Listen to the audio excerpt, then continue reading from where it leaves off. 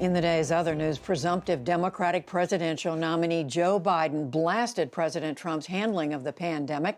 In an op-ed for the Washington Post, Biden wrote, Trump should be working to get Americans the same necessary protections he has gotten for himself. The former vice president argued that that is the only way to get the economy going again. The U.S. Justice Department says that it is considering federal hate crime charges in the killing of Ahmaud Arbery in Georgia. The state attorney general asked for the investigation. Two armed white men, George and Travis McMichael, chased and shot Arbery in February.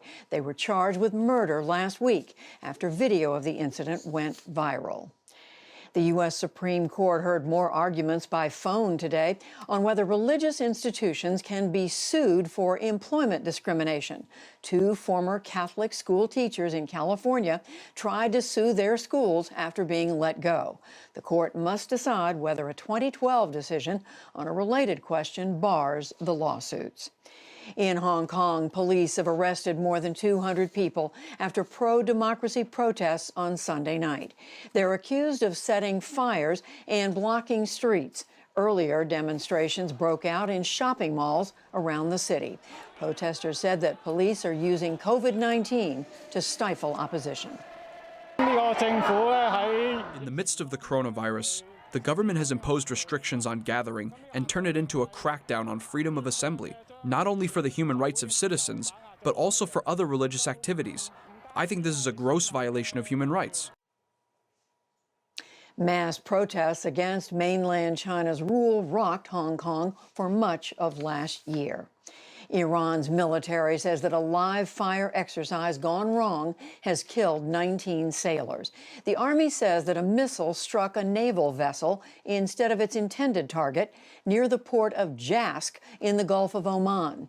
In addition to the dead, 15 sailors were wounded in the incident on Sunday.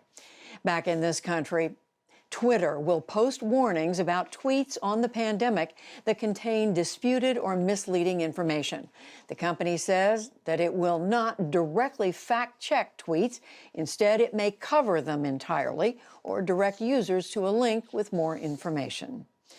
Wall Street had an uneven day as investors kept watch for signs of economic recovery. The Dow Jones Industrial Average lost 109 points to close at 24,222. But the Nasdaq rose 71 points. The S&P 500 added just a fraction of a point. And two passings of note, actor and comedian Jerry Stiller has died of natural causes.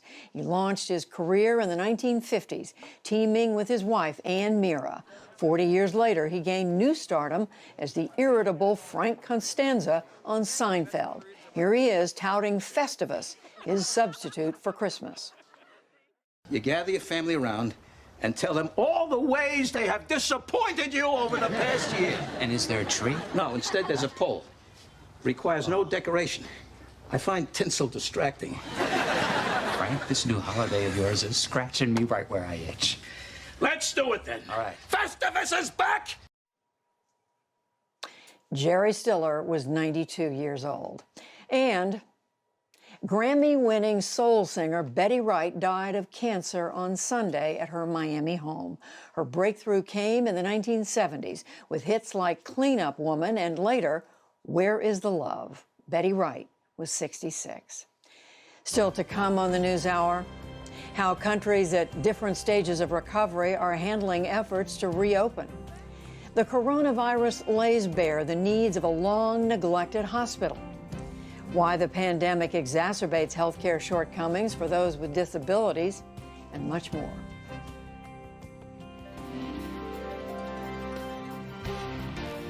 This is the PBS NewsHour from WETA Studios in Washington and in the West from the Walter Cronkite School of Journalism at Arizona State University.